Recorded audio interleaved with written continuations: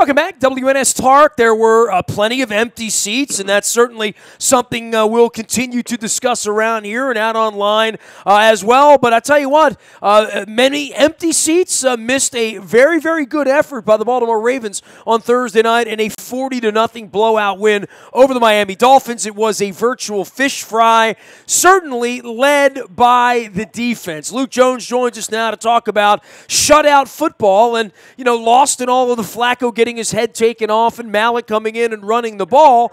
The defense led this effort and truly pitched a shutout against, a bad team, a struggling team. You never want to call them. They were a 4-2 team, but they made it kind of look easy on Thursday night in some sort of weird way. Yeah, and frankly, this is something you needed to see. I mean, say what you want about the Dolphins being 4-2, and I give them credit. They had a couple comeback wins, and they've gone through a heck of a lot early in their season, some of the adversity and the hurricane and losing their bye week and the whole list of things that they've dealt with. But this has been a really bad offense. I mean, they've scored fewer points than the Ravens going into Thursday night. I mean, their points per game worse than the Ravens. So you looked at that. You've seen how this defense has had its nose bloodied really for the better part of a month now. I mean, they played so well the first 2 weeks of the season. They got the shutout in Cincinnati, came home, forced 5 more turnovers against Cleveland, and a pretty easy win. And since then, you've just seen it go the other way. They were pretty good against Oakland, but other than that, it's been a lot of uninspiring football. And I understand Brandon Williams missed 4 games, but there was a sense last week when he came back that their run defense woes would be fixed, and lo and behold, they gave up 165 yards to the Minnesota Vikings. On the ground. So I think it was really important for this team to come out and set the tone early. Ironically, they gave up a 21-yard run to Jay Ajayi on his first carry, and you're thinking, here we go again. Well, Jay Ajayi didn't do anything the rest of the night. Just the run defense was terrific, and taking away that running game put the ball in Matt Moore's hands. And I think we saw as that game went on, especially that the Dolphins weren't going to win with Matt Moore having to throw the ball 40-plus times. But Ajayi, on his final 12 carries after that initial 21-yard run, a total of 2 rushing yards. The Ravens held Miami to 45 rushing yards, 2.4 yards per carry. You needed to see that because the reality is we can talk about the offense, and yes, they had their moments and they ran the ball really well, and Joe Flacco threw a pretty touchdown to Jeremy Maclin. But if this team's going to get to where it wants to go, and that's being a serious playoff contender in the second half of the season and playing meaningful football in December, it's going to be because their defense plays a lot better. The talent is on that side of the ball. Let's face it. I mean, they pumped all their off-season resources into that side of the ball. So it was important to see them not just rebound from where they've been over the last 4 to 5 weeks, but play a very convincing, strong, dominant football game. And they were able to do that. I mean, they completely handled the Dolphins at the line of scrimmage. They did a really nice job in the secondary. I mean, there weren't really many big plays at all for that Dolphins team. And I think a 28-yard completion to Kenny Stills was their longest play of the day. The Ravens just, they were bullies. As much as the Dolphins committed bully-like penalties with some of the fights and the big hit on Flacco and the extracurriculars, the Ravens bullied them, in between the whistles. When the play was actually happening, the Ravens completely dominated in that regard. And I think for their confidence as much as anything else, I think this was a really important performance for this defense to kind of get back to where they were at the beginning of the season. Can they be great? Can they be special? I don't know. But I absolutely knew that they were better than they've been over the last 4 or 5 weeks, and they proved that in emphatic fashion on Thursday night. He is Luke Jones. He is Baltimore Luke out on Twitter. And if you haven't heard the big news, we're going to have Coppin State University basketball on here all winter long. You can learn more about what they do at CoppinStateSports.com, and certainly learn about our partnership and the Juan Dixon Show you'll be hearing weekly here during our WNST chats, probably on Wednesdays. I think we're going to be doing that with Juan. I tell you what, this 4-4 thing, and you talk about the defense and the run stop and what their identity needs to be in not just pitching a shutout but stopping the run. It really is different with Brandon Williams now, right? I mean, maybe it didn't look that way against Minnesota. Maybe it was a little choppy, but it was different when he was in there before. It was different when he was missing. And it's certainly, at least for one night on short rest, on a home game against a bad team, they held up their end of the bargain, and Brandon Williams looked like a difference maker again. Well, he better be. I mean, if he's not, then why'd they give him $52 million? I mean, I think everyone understood that there was going to be some drop-off if Brandon Williams wasn't on the field. I mean, it kind of should be that way. Because if not, then you're asking, why are you paying him that much money if there's no difference between him being in there as opposed to Willie Henry or Carl Davis or whichever young lineman was taking his place at any given point in time. But, a lot of their issues went beyond Brandon Williams, though. I mean, the issues they were having with the run game weren't just about him. They were missing tackles. They were messing up gap assignments, guys trying to do too much, guys trying to make a big play, guys like Eric Weddle against Chicago trying to go for a strip when a tackle inside the 10-yard line would have easily sufficed. But that kind of stuff happens when you're struggling. That kind of stuff happens when you're pressing. When you do get Brandon Williams back, you have an absolute hoss inside there. And certainly he played well. I mean, tackles for a loss. He was very disruptive. He was everything you expect him to be. And, you want to see that. I mean, you give a guy that much money, you want him to be a difference maker. So he finished with 4 tackles, 3 of those for losses, exactly what you wanted to see. And yes, I never thought that this team's run defense was worthy of a 32nd ranked title as they've been over the last couple of weeks. I mean, just completely unheard of for a Ravens defense to have that many issues stopping the run. Brandon Williams is a big part of that. But I think what we saw on Thursday night was not just the product of having him back on the field, but I think you saw a team play much more disciplined but aggressive at the same time, very physical. And I wrote about this a little bit earlier in the week at WNST.net. You got the sense that this Ravens defense kind of fancied itself to be a wounded animal. Certainly vulnerable over the last few weeks, but still very, very dangerous. And that came to fruition on Thursday night. I mean, that was a Dolphins team that, we can talk about how bad they were, but the Ravens just, they completely dictated, they imposed their will. And that was a Miami team that, let's face it, by about midway through the second quarter, late in the second quarter, early in the third quarter, that was a team that just completely looked like it had quit. And, as much as Matt Moore might be a solid backup quarterback, the Ravens made him look very much like a backup quarterback over the course of Thursday night's game. Luke, you talk about tackling and where that's been the last couple of weeks.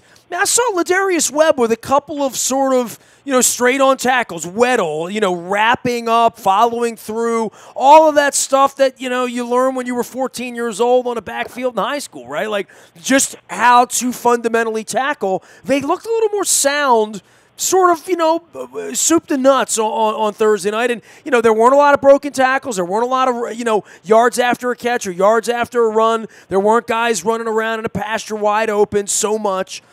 It was a tight effort, and more than that, a tight effort on, the short rest after being in Minnesota. And I'll say this. I'm not the biggest Terrell Suggs guy. I mean, I've never been a defender of his. But, there's a sense of pride that goes on with him that if you've been around this long enough, you see it, you smell it. It's why he still is who he is and running around the way he was and rehabbing himself through these injuries. And say what you will about his character or any of the other shenanigans that, that have been a part of his act. I sat at the locker in Minnesota, and, there weren't a lot of us there. There were only a handful of traveling media members, 5 or 6 of us, I think, in Minnesota. My wife was one of them. So, there were 4 of us in the whole locker room.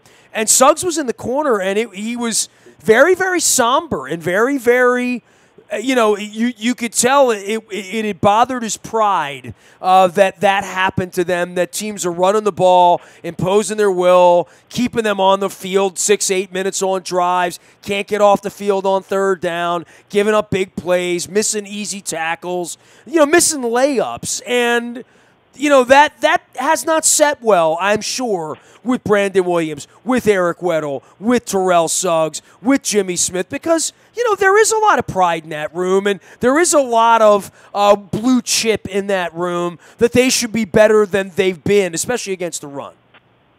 Yeah, there's no question about that. And the reason why Terrell Suggs took it so hard is he's the last remaining member of the old guard.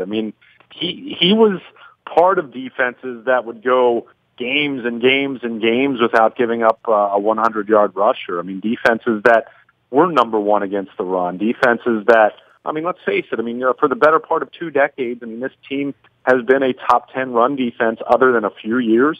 That's how consistent they've been. If there's one thing that the Ravens have specifically been known for, beyond just saying defense, it's been specifically run defense. That's just the one thing that you have known to be a constant for the Ravens since, 1997, 1998. Even though those defenses still weren't great, they did a good job against the run. And a lot of that had to do with they had a 23-year-old Ray Lewis in the middle of that defense. But that's been a tradition that's continued for a long time, even with the Ravens having some so-so defenses over the last 5 or 6 years. Stopping the run has still remained a constant. So for them to be that bad, and look, again, Brandon Williams not being on the field, do I expect a little bit of drop-off? Yeah. Do I expect it to be 32nd in the NFL? No, that goes way beyond one player not being on the field. There were times where the Ravens were without a guy like Ray Lewis, or were without Haloti Ngata for some games here and there, and they never had their run defense completely fall apart to that degree. So pride was a big part of this. And, you were right about Terrell Suggs. That was almost despondent how he sounded after the Minnesota loss. I just never heard him like that. I've heard him bummed out after losses before, certainly big losses in the postseason and what have you. But to hear him like that, to hear some of those other veteran players, this really was pride. And as much as that's a cliche, and you're talking about tenacity and will and all of that. And the unmeasurables, right? The only measurable is they put a donut up on Thursday night. That says it all, right? That is the measurable. Those talking points are usually overrated, but I do think that this was a unique situation where the run defense had struggled so much. And I think even the way it played out on Thursday night, Ajayi runs for 21 yards on the first run, second play of the game, and they easily could have thought, oh boy, here we go again. We're giving up another big play, another run of 20 or more yards, which they've given up twice as many yards of 20 or runs of 20 or more yards already this year than they did all last season. It kind of just shows you where they've been. But instead of letting that get in their head, they buckled in, they buckled down, and they tightened up. And Jay Ajayi was a non-factor the rest of the game. And as a result, they had to put the ball in Matt Moore's hands 40-plus times to try to throw the ball. And you saw how that turned out with a couple of pick sixes as the game went on. So I think this was a really important, even though you look at it and say, well, okay, the offense has been so incredibly god-awful and not even functional the last couple of weeks, where it was a chore just to get a first down, let alone trying to score touchdowns. As much as you look at that and say, well, the offense, even if they got 2 pick sixes, they still put up points. They still moved the ball. They still had a respectable night. I think this game was even more important for the defense to kind of just settle things down a little bit. Yes, they were going up against a bad offense, and I think that was pretty indicative based on what we saw from the Dolphins. But the Ravens kind of reestablished their presence with authority. And Brandon Williams said it best. He basically just said, hey, we're not going anywhere. We know the season hasn't gone off to the kind of start we were hoping for. 4-4, it's mediocre. It's 500. It's average, however you want to define it.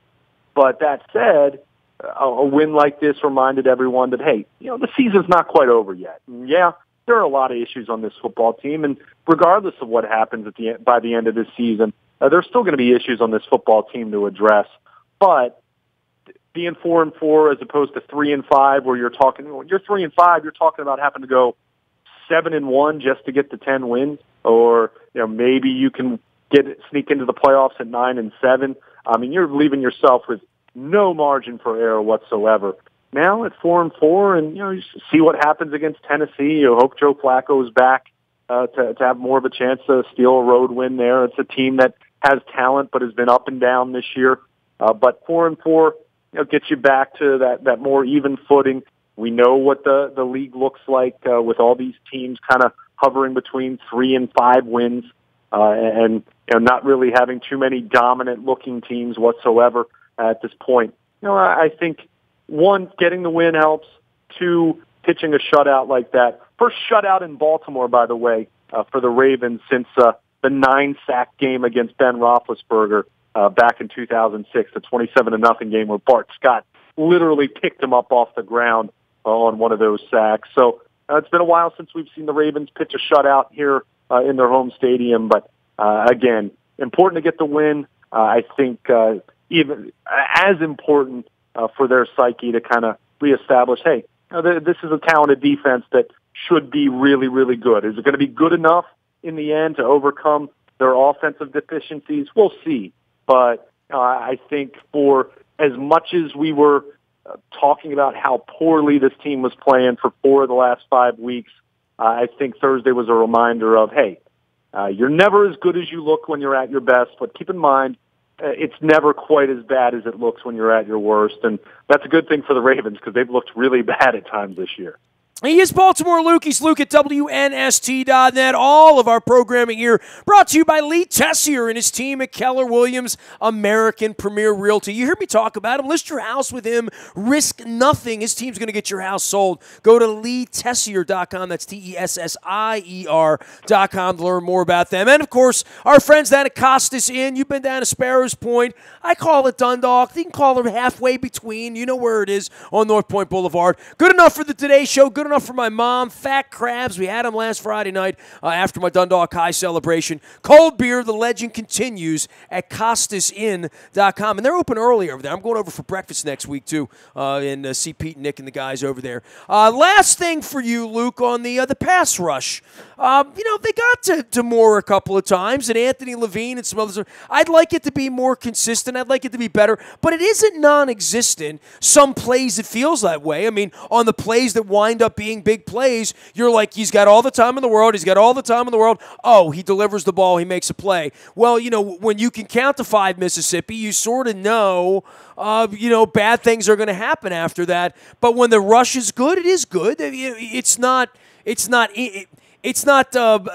absent. It's just inconsistent, I would say. Yeah, I think it's been okay. It certainly you'd like to see some of these young outside linebackers take more of a step forward. And I know Tyus Bowser had a sack, and it's not Zadarius Smith shared a sack with C.J. Mosley. So it's not as though they haven't gotten any production from those guys, but it's just a matter of seeing if someone can emerge as a more consistent force to kind of be that bookend for Terrell Suggs, like they had with Dumerville over the last 3 or 4 years when he was healthy and at his best. So that remains a work in progress. But they certainly, they put some heat on Matt Moore. That's stating the obvious. 7 quarterback hits. They finished with 3 sacks. I think some of that also had to do with, I think they covered really well on the back end. And we saw the Ravens use a lot of different looks. First of all, Dean Pease used a lot of run blitzing with his corners early in some of these series on first down. I saw him do that quite a bit, and I think that helped out the run defense, at least to gain a little confidence earlier in the game. I thought they showed a lot of different looks. You mentioned Anthony Levine picking up a sack. I mean, they blitz guys out of the dime. Tony Jefferson blitzed from the dime spot, and they put Webb back at safety. They used Brandon Carr quite a bit at the nickel, even though Webb, he and Webb kind of shared nickel duties. That was a way to get Marlon Humphrey on the field in the sub package. So they used a lot of different looks. They were very multiple. They showed some versatility there. So when you have that forces a quarterback, especially a quarterback like Matt Moore, who has been in the league a long time, but let's face it, hasn't started a ton of games in his career. But you do show a quarterback some different looks. it takes them that much longer to process. And then what does that do? That helps your pass rush get home. That helps you get to the quarterback. So it all works together. It all has to work in marriage. I mean, it's tough to have an effective, productive pass rush if you can't cover it all on the back end. And on the flip side, you can have the best corners, best secondary in the league, and if you have pass rushers who cannot get home, eventually that coverage is going to break down. I mean, you can't cover a team forever. So overall, I thought you had to like what you saw there. I thought Dean Pease did a nice job mixing things up. Was aggressive, and I thought some of those run blitzes really helped them out early on against the run in general. And it was just a suffocating kind of defensive performance. And let's face it, I think a lot of the talk about Matt Moore replacing Jay Cutler, I think that's at least for the moment on hold. Not that Jay Cutler has been very good, but the Ravens made Matt Moore look like a backup quarterback, and get a couple takeaways. They knocked some other balls up into the air, which you like seeing that. But that's what this team's going to need, and it's not going to be 40-0 every week. But I think it's pretty clear at this point when this team has won football games, turnovers have been a big part of that, and forcing turnovers specifically. So that's what they need, and it was good to see them come away with a couple pick sixes, courtesy of Jimmy Smith and C.J. Mosley in this one. So, very, very little you can point to on the defense and not be happy about it. Last thing for you, 10 days off now, mini bye, as the guys talked about, get their bodies right, get their heads right, road trip to Nashville against a, so-so team in any given week, good defense, and then they're going to have some time off, and then they're going to have Green Bay, so without Aaron Rodgers. So, it's not an unwinnable fight here at this point. The one thing I'd say is how chippy the game was and the galvanization. I think we started the whole conversation with, there were a lot of fights, and the Ravens sort of stuck together and won this street brawl. Not bad to see that, right? I mean, sort of the toughness part of this, that Miami was trying to poke him in the eye, trying to choke him out, cheap shotting him, knocking the quarterback out, bloody in his ear. All of that happened, and they got their ass kicked 40-0. So, for that's probably going to sleep well for John Harbaugh and for Suggs and Weddle and all the guys that have been battlers in this league. You don't win a lot of games 40-0 in this league and get 10 days off. This is a nice little thing for them. Obviously, the backdrop of Flacco began all the violence, though. Yeah, I mean, you like having the extra rest because, this team's very much banged up. I mean, they had a lot of guys that played on Thursday night that weren't close to 100%. I mean, that's just reality. I mean, you see how long the injury report is. You know that it's a short week anyway. And to come out and play that way, and how much of it was the Ravens being really good, really, really good, and the Dolphins being really, really bad, it's some combination of that. I don't know how you look at that Miami team and say, oh, yeah, they looked the part of a 4-2 team. They certainly did not. And on the flip side, the Ravens did not look the part of a team that had lost 4 out of its last 5. So I think you give the Ravens a ton of credit. I think they were galvanized after what happened with Flacco, but I think they handled it in an appropriate way. Could they have flagged Ryan Jensen for getting into it after the Alonso hit on Flacco? Yeah, they could have. I was a little amazed that there weren't some other offsetting flags thrown on that play, but you almost wonder if the officiating crew kind of looked at that hit and said, "Yeah, I don't blame Ryan Jensen there." But overall, they handled it well. It is really easy to get caught up into that when you have a team that's, whether you want to say it's dirty, whether they're bending the rules, whether they're losing their minds out there. They're completely losing their head because they're getting their ass kicked. I mean, it's just, there's a lot of stuff that you can be dragged into if you allow that to happen. And I think the Ravens walked a really good line between showing toughness and not backing down, but at the same time, allowing Miami to pick up the flags in the process and not the Ravens. I think they did a nice job handling that. And, again, like I said this when we were talking about this a little bit earlier, as much as you don't want Joe Flacco to be taking a blow to the head where he's concussed, part of me wonders if that happening and Miami being so chippy and so aggressive and over the top in how they were handling themselves. Dude, they hit a guy in the head, they choked a guy out, and they tried to poke a guy's eyes out. And we watch it on national television. I mean, Sure. it's outrageous, the behavior in the game in the second half. Of course. I'm not excusing any of that, but my point I was trying to make is you almost wonder if that behavior from Miami rattled the Ravens' cage a little bit in a good way to kind of, not wake them up, but tick them off a little bit. If it wasn't enough that you were getting your butt kicked 4 out of these last 5 weeks, so losing games, not that every single one was a blowout, but face it, some of these games they lost pretty handily, actually. But if that weren't enough, you have a team that someone headhunts your quarterback and your right tackle gets his eye poked, and Ndamukong Suh tries to choke Ryan Mallett, and just some crazy stuff going on. The way the Ravens responded to that, they were under control. They didn't do anything dirty in retaliation necessarily, but they showed some toughness in standing up to that. And beating a team by 40 points, which I think I saw biggest blowout the Ravens have ever had as far as a shutout goes. Beating a team by 40 points in a shutout victory. They beat the Cowboys really bad Super Bowl year, right? Yeah, that sounds right, right? That was it was 40-0 though. It was 30, maybe. I'm going to look it up because I think they announced I thought that they made an announcement. I'm sure it's in the game notes somewhere, and if someone listening to this right now is telling us, "Yeah, you're right," or "Yeah, you're wrong," whatever.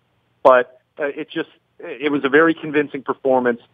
This team needed a win. They beat them 27-0. It was the Troy Aikman game, and they won 44-7. They beat the Bengals 37-0 that year. So there was a sort of there was a 16. We had a lot of nothings that year. There was a lot of that going on, right? 4 shutouts. I mean, incredible that year. But it's pretty amazing now. This team, even though it's very middle of the pack statistically, and certainly we know that they've had their issues stopping the run.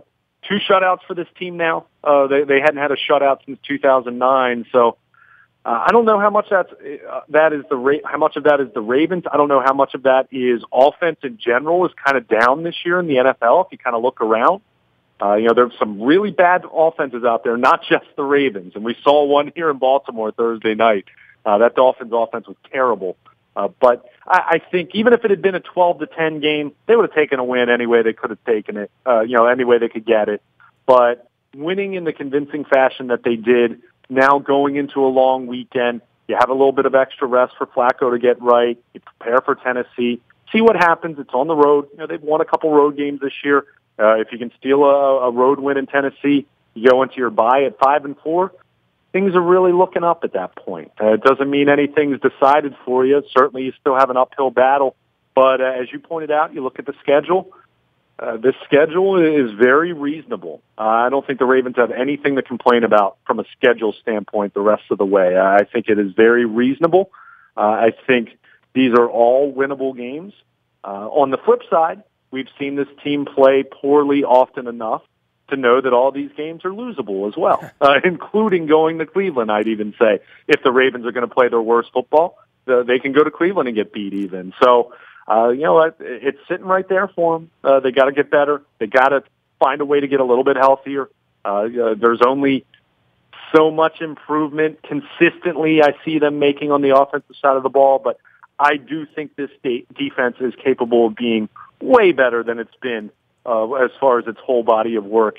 And we saw a glimpse of that on Thursday night. Can't expect a shutout every week, of course, but I think this defense is very capable of being a top 10 kind of defense, if not a little bit better than that. And frankly, I think they're going to have to be that good of a defense if this team's going to end up being standing in the AFC playoff picture at the end. But Thursday was a nice step for them to kind of reverse what's been happening here over the last 5 weeks and go into a little extra respite feeling good about themselves. He is Baltimore Luke at on Twitter and Luke at WNST.net. We're going to be tweeting and watching the World Series all weekend, as well as keeping an eye on the Terps and the Caps and all sorts of other stuff as the NFL kicks off. I get a little red zone on the couch on Sunday, so I'll be doing that as well. As getting back out onto Facebook Live, as well as our YouTube WNSTV channel, where we'll be streaming some stuff. I'm out on Facebook, Twitter, LinkedIn, Snapchat, Instagram, and of course, Nasty at WNST.net reaches me anytime. The buyatoyota.com audio vault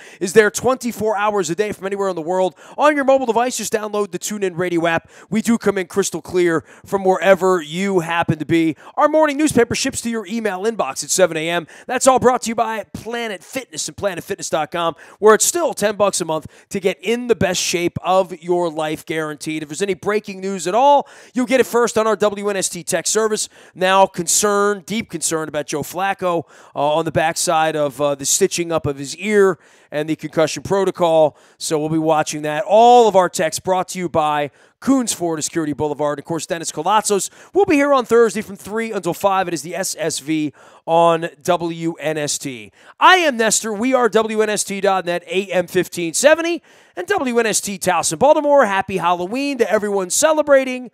And we never stop talking Baltimore sports.